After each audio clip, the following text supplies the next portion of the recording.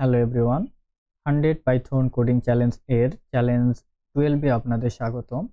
Challenge 12 এ আমরা শিখব কিভাবে স্ট্রিং এর প্রিফিক্স চেক করতে হয়, অর্থাৎ কোন একটা স্ট্রিং নির্দিষ্ট কোনো প্রিফিক্স দ্বারা স্টার্ট হয় কিনা সেটা আমরা এই ভিডিওর মাধ্যমে চেক করা শিখব।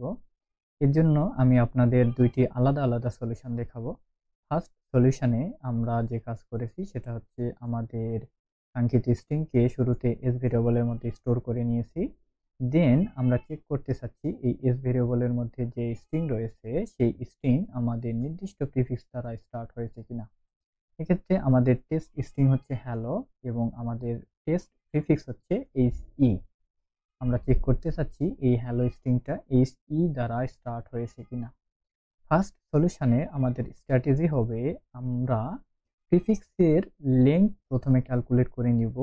এই লেংথ অনুযায়ী আমরা অরিজিনাল স্ট্রিং থেকে স্ট্রিং স্লাইসিং মেথডের মাধ্যমে আমরা আলাদা একটা স্ট্রিং ক্রিয়েট করে নিব, যে স্ট্রিং এর লেংথ হবে শুরু থেকে প্রিফিক্সের লেংথ পর্যন্ত। এরপর আমরা জাস্ট চেক করে দেখব যে আমাদের স্লাইসকৃত যে স্ট্রিং রয়েছে সেই স্ট্রিং এবং প্রিফিক্সের যে স্ট্রিং রয়েছে এই দুইটি স্ট্রিং ইকুয়াল কিনা। যদি ইকুয়াল হয় তার মানে আমরা বুঝবো যে আমাদের এই স্ট্রিং নির্দিষ্ট প্রিফিক্স দ্বারা স্টার্ট হয়েছে। সেক্ষেত্রে আমরা ট্রু প্রিন্ট করে দিব, আদারওয়াইজ ফলস প্রিন্ট করে দিব। তো এই কাজটা আমরা কিভাবে করতে পারি? অবশ্যই আমাদের এই স্ট্রিং থেকে প্রিফিক্সের লেংথ অনুযায়ী আমাদের একটা স্ট্রিং স্লাইস করে নিতে হবে। সেক্ষেত্রে আমরা যে কাজ করেছি এখানে প্রিন্ট যে ফাংশন রয়েছে এই ফাংশনের মধ্যে আমরা এস কে এখানে কল করেছি, অর্থাৎ এস থেকে আমরা স্ট্রিং স্লাইসিং এর মাধ্যমে প্রিফিক্সের লেংথ অনুযায়ী স্লাইস করে নিব। তাহলে আমাদের স্টার্ট হবে কি ডিফল্ট ভ্যালু থেকে, অর্থাৎ 0 নাম্বার ইন্ডেক্স থেকে শুরু হবে এবং কতটুকু নিতে হবে আমাদের প্রিফিক্সের লেংথ পর্যন্ত নিতে হবে। বিষয়টা একটু কমপ্লিকেটেড মনে হতে পারে। বিহাইন্ড দ্য সিন কি হচ্ছে আমরা একটু বোঝার চেষ্টা করি। তাহলে আমাদের এস যেটা রয়েছে সেটা হচ্ছে কি এইচ ই এল এল ও। ওকে, এর ইন্ডেক্স নাম্বার শুরু হয়েছে কত থেকে? 0 থেকে শুরু হয়েছে। এইচ 0 নাম্বার ইন্ডেক্স, ই হচ্ছে 1, এল হচ্ছে 2, পরের এল হচ্ছে 3, তারপরে 4। ওকে, এরপরে আমরা প্রিফিক্সের লেংথটা দেখি। Length of prefix, length of prefix কি হবে? লেংথ অফ প্রিফিক্স অ্যাকচুয়ালি কি হবে? লেংথ অফ এইচ ই, তাই নয় কি? আমাদের প্রিফিক্স এক্ষেত্রে কি এইচ ই, এটা অ্যাকচুয়ালি কত? 2। ওকে, তাহলে আমরা যে কাজ করেছি এস স্ট্রিং থেকে ডিফল্ট ভ্যালু অর্থাৎ 0 থেকে 2 পর্যন্ত আমরা স্লাইস করে নিব। অর্থাৎ আমরা কি করতে চাচ্ছি,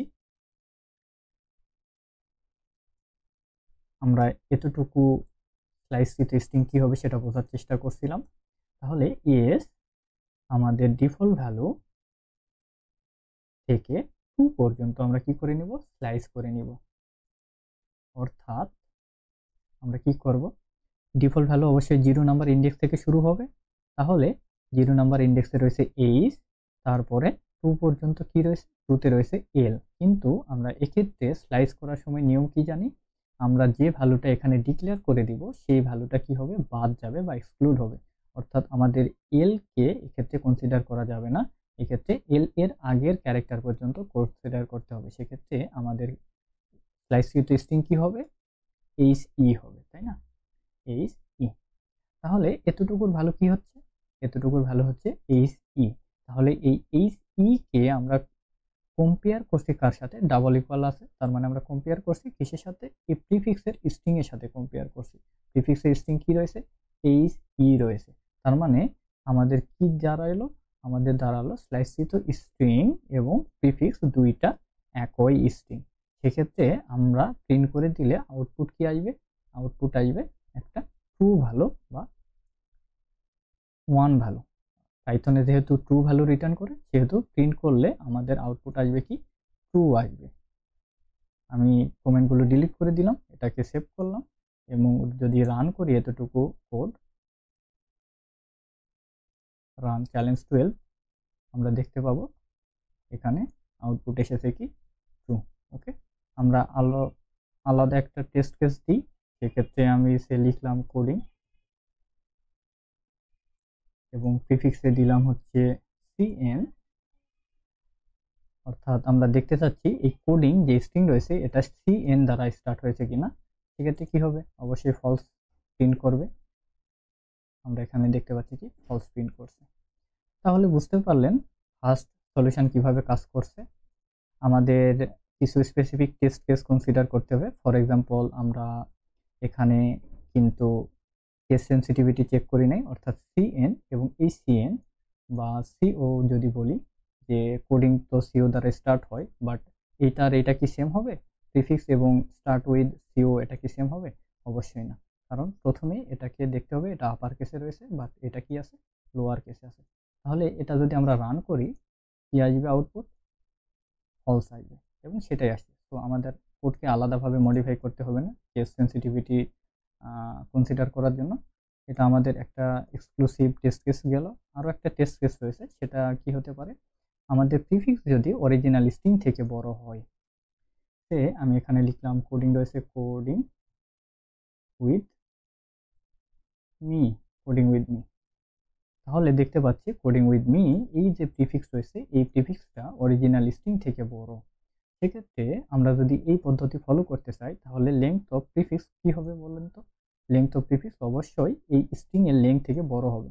দেখি কোডিং এর লেংথ কত, আপনারা দেখতে পাচ্ছেন কোডিং এর লেংথ হচ্ছে 1 2 3 4 5 6, অর্থাৎ টোটাল এর লেংথ হচ্ছে কত, length is equal to 6। But আমাদের যে প্রিফিক্স রয়েছে সেটা হচ্ছে কি কোডিং উইথ মি, আর আপার কেসে মি রয়েছে। তাহলে এর লেংথ কত হবে আমরা একটু দেখি, 1 2 3 4 5 6 7 8 9 10 11 12, দ্বিগুণ অর্থাৎ 12 রয়েছে। তাহলে আমরা যদি স্লাইস করি সেক্ষেত্রে আমাদের এক্ষেত্রে সিচুয়েশন কি দাঁড়াবে বলেন তো? সিচুয়েশন দাঁড়াবে স্ট্রিং এর 0তম ইন্ডেক্স থেকে 12 নাম্বার ইন্ডেক্স পর্যন্ত আমাদের কি করতে হচ্ছে, কনসিডার করতে হচ্ছে। অর্থাৎ আরো স্পেসিফিক্যালি যদি বলি, কোডিংকে একটু স্পেস দিয়ে লিখি, 0 1 2 3 4 5, অর্থাৎ আমাদের লাস্ট ইন্ডেক্স হচ্ছে 5, বাট আমাদের কনসিডার করতে হচ্ছে 12 পর্যন্ত, আর কি আছে নাই কিন্তু। তাহলে এক্ষেত্রে অবশ্যই আমাদের একটু কোডকে মডিফাই করতে হবে, তাই নয় কি? এক্ষেত্রে পাইথন আমাদেরকে সুবিধা দিয়েছে, আমাদের যদি যে স্লাইসকৃত স্ট্রিং এর লাস্ট ইন্ডেক্স নাম্বার যদি আউট অফ বাউন্ড হয়, অর্থাৎ আউট অফ ইন্ডেক্স হয়, সেক্ষেত্রে আমাদের পুরা যে স্ট্রিং রয়েছে সেই স্ট্রিংকেই কি করবে, কনসিডার করবে। অর্থাৎ আমরা এখানে যদি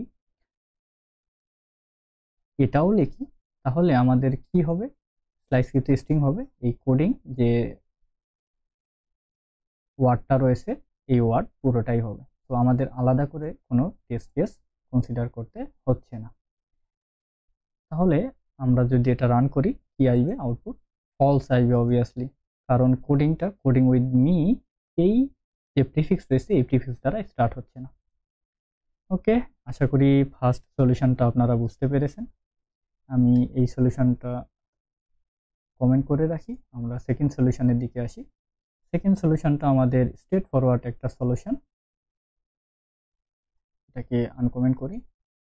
আমাদের অরিজিনাল স্ট্রিংটা এস ভেরিয়েবলের মধ্যে স্টোর আছে এবং প্রিফিক্সকে আমরা প্রিফিক্স ভেরিয়েবলের মধ্যে স্টোর করে নিয়েছি। এক্ষেত্রে আমরা স্ট্রিং স্লাইসিং মেথড ফলো না করে আমাদের জন্য ডেডিকেটেড একটা মেথড রয়েছে, সেটা হচ্ছে কি স্ট্রিং এর জন্য স্টার্টস উইথ। আমরা এই স্টার্টস উইথ এর মাধ্যমে চেক করতে পারি। এখানে আমরা কি পাচ্ছি, ডকুমেন্টেশন পাচ্ছি, S dot starts with prefix. এটা আমরা কি করতেছি, একটা বুলিয়ান ভ্যালু রিটার্ন করবে। অবশ্যই আমরা আউটপুট বুলিয়ান ভ্যালু চাচ্ছি, ট্রু অর ফলস।